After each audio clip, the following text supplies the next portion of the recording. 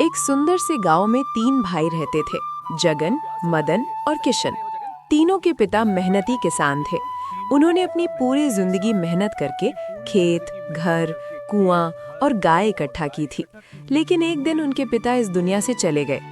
अब बारी थी उस संपत्ति के बंटवारे की। गांव के लोग इकट्ठा हुए और तीनों भाई आंगन में बैठ गए। जगन चालाकी से, भाइयों, हमें झगड़ा नहीं करना चाहिए, चलो प्यार से बंटवारा कर लेते हैं। मदन, हाँ सही कहा, जो जैसा तय हो जाए वही ठीक है। लेकिन जगन और मदन के मन में कुछ और ही चल रहा था। दोनों ने मिलकर सोचा कि छोटे भाई किशन को बेवकूफ बना देंगे।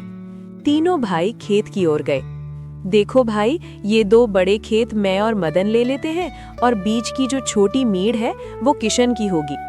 किशन भोला था, उसने ज्यादा सोचा नहीं और चुपचाप मान गया। फिर तीनों कुएं के पास पहुंचे। जगन, इस कुएं का पानी मैं और मदन लेंगे और इसकी दीवार किशन की होगी। अब किशन को थोड़ा अजीब लगा, लेकिन उसने कुछ नहीं कहा। फिर वे गाय के पास पहुंचे। मदन, गाय का दूध हम दोनों लेंगे और पूंछ किशन की होगी।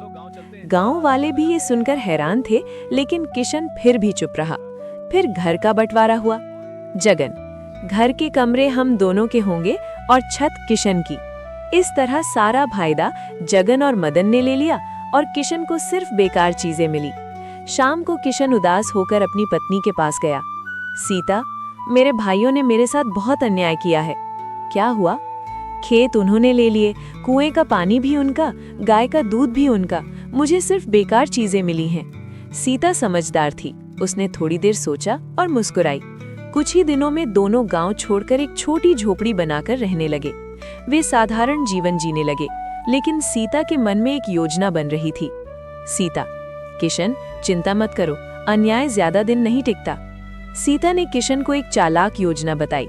सीता, अगर ऐसा है तो चिंता मत करो, अब हम भी वही करेंगे जो हमारा हिस्सा है। किशन, मतलब? सीता, धीरे से, कल रात चलो, मैं तुम्हें बताऊंगी। रात हुई, चांदनी फैली हुई थी। किशन और सीता खेत की मेड़ के पास पहुंचे। सीता, किशन, ये मेड़ तुम्हारी है ना?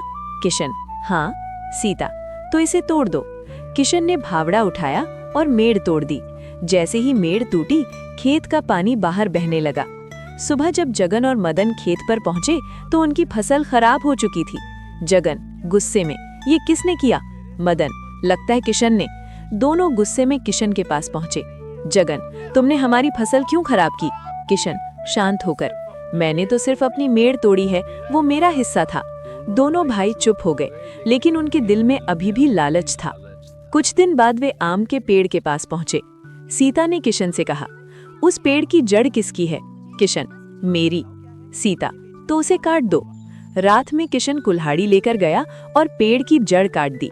धड़ाम, बड़ा आम का पेड़ जमीन पर गिर गया।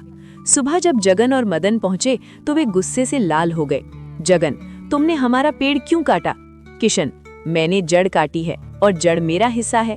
अब दोनों भाइयों को अपनी गलती समझ आने लगी। गांव के लोग भी इकट्ठा हो गए। एक बुजुर्ग गांव वाला बोला, जब तुमने बंटवारा किया था तब तुमने ही ये नियम बनाए थे। जगन और मदन को अपनी लालच पर शर्म आने लगी। जगन शर्मिंदा होकर, किशन, हमें माफ कर दो, हमने लालच में तुम्हारे साथ अन्याय किया है। मदन, अब से सब कुछ बराबर बांटेंगे। तीनों भाइयों ने मिलकर जमीन, घर, कुआं और गाय का सही बंटवारा किया। अब वे मिलकर खेत में काम करने लगे। धीरे धीरे उनकी जिंदगी फिर से खुशियों से भर गई। गांव में एक बड़ा उत्सव हुआ। लोग नाचने लगे, ढोल बजने लगे। किशन और सीता मुस्कुरा रहे थे, क्योंकि उन्होंने बुद्धि से लालच को हरा दिया था। और इसी के साथ ये कहानी यहीं खत्म होती है।